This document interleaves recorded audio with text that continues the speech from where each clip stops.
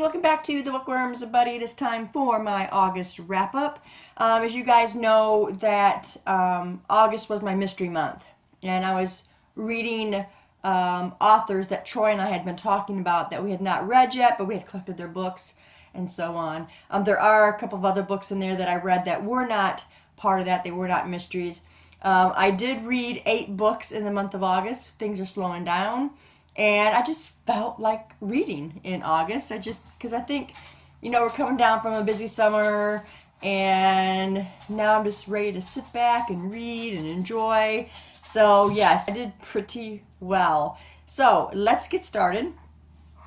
The first book we got here is A Faint Cold Fear. This is book number 3 in the Grant County series by Karen Slaughter. You guys probably know her work more by her Will Trent series for me talking about all the time, which is my favorite series. This one comes before Will Trent, so I am a little bit spoiled for this series since I did read Will Trent first, but still good nonetheless. I find that the Grant County series is a little more brutal than the Will Trent series is, but still really enjoyable. I ended up rating this one 4 stars. The next book that I read is called No Way Out, and this book is special. For one, it showed up in my mailbox unexpectedly, but it is from the residence of Justin, which is where I live. Well, actually, I live in between Justin and Ponder. My mail comes out of Justin. But anyway, there's a church there in Justin, and the members of that church wrote some short stories and put them in this book, and I thought it was pretty cool. I decided to read them. Some are pretty good, some are, they're all right, they're average kind of thing, but it was just fun to read this book because it was people that live in my town and their stories pretty much. And it's a lot of faith books or faith short stories and that kind of stuff. So it was really enjoyable. Overall, I rated it a 3. So the next book that I read was Chill Factor from Sandra Brown. This is part of the murder or mystery month, and I'd never read Sandra Brown. I've got a ton of her books. I thought it was time to pick one up and decide if I like her. I do like her writing style. This one was a little slow in parts, but it was still entertaining enough for me to finish the book. There is a serial killer. 4 women have been murdered, and the signature of this serial killer is a blue ribbon. There were some twists in this book, things I didn't expect, and overall I enjoyed it. I rated it 3.5 stars. So I will be reading more Sandra Brown. The next book I read was The Undead, Deleted Scene, and this was an audio book that it was offered for free, so I decided to download it through Audible, and it was okay. It was a zombie story, it's group of survivor, that kind of thing. I wished it would have been a little more exciting, but for a short story, you can only get so much in a short story. So I ended up rating this one at 3 stars.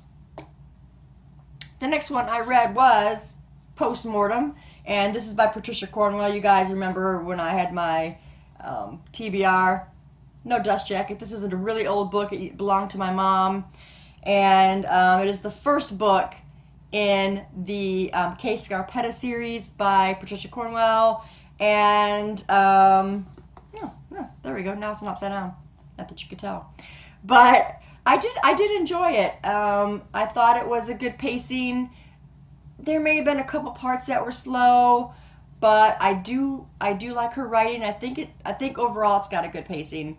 So we'll see. I will go to the next book, but I heard that the first few books are good, and then it starts to dwindle off a little bit halfway through the series because it is a long series.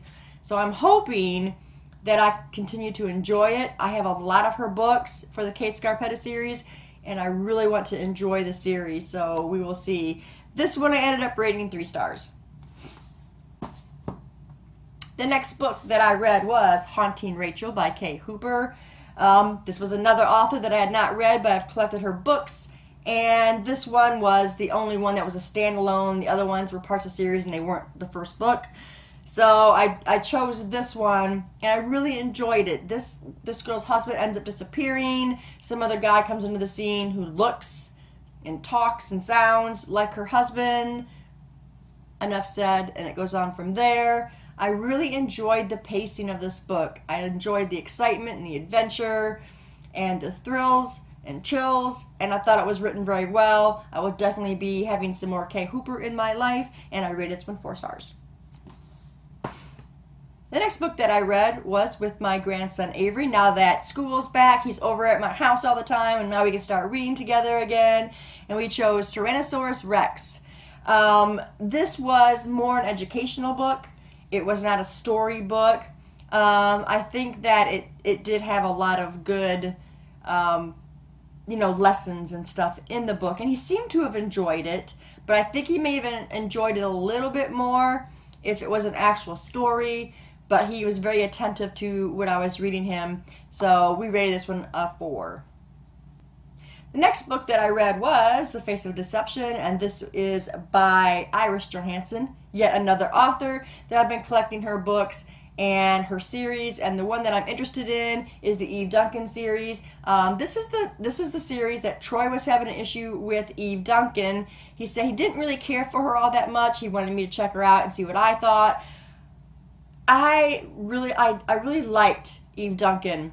There are a couple of things that, kind of turn me off a little bit on her, and that is her unrealistic view of things. She does have a very unrealistic thought process to some things, and then also she's controlling. She needs to be in control, like maybe a little over the top in control. She is a very strong female protagonist. I'm going to keep reading it. I'm going to see what I think about her in upcoming books, because I don't remember where Troy said he was in the series. But at this point, I can tolerate Eve Duncan. I kind of like her right now. I just think that she's got a couple of, the control issue and the unrealistic kind of issue. But overall, I thought it was really good writing. The writing's really good. There's a lot of excitement. And I really do like the characters in this book. So hopefully the rest of the series will go well. We'll see, because I have a lot of her books. So yes, this one I rated a 4. And the last book that I read for the month of August was Winter. I picked this book up in July to start reading it because my sister was here, her and her family. She wanted to buy me a book when we were out shopping. This was the book that I chose, and I picked it up, and it was just, I was not feeling the book at all.